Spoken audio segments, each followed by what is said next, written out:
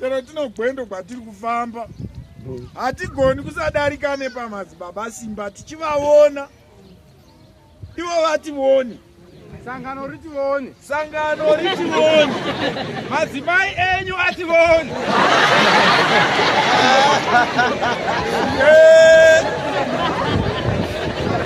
Rugare.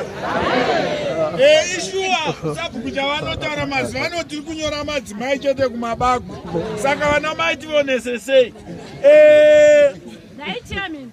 Vichiri zvebasa here kana kuti zvadzatova dzimwe nyaya dzamabagu. Hamungagoni kutaura pamusoro pemabagu muchitaura pamusoro pemadzimai. Mai ava vakakona. Kwete kwapera makamawana.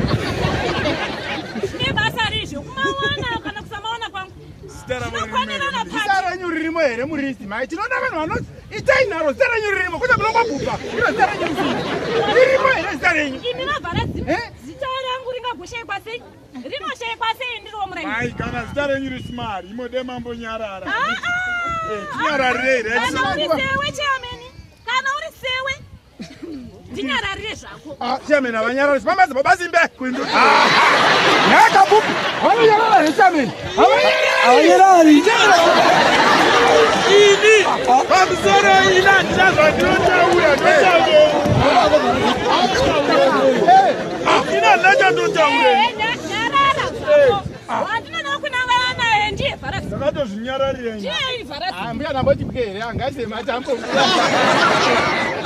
ngaise matambo. Aiwa ini chandodawo kutaura toda kutenda nekuva pano madzimai kana tauya kuzonamata ngatiite zvokudii siyanai nezvimwe zvamunenge muchiona nekuti hazvisi zvani ndezvani ndezvaMwari. Hanzi madzimai anoti akaenda kundonamata chaanobatisisa ndechekuti mamuone here nhasi ranga rakamusvikira zvimoni.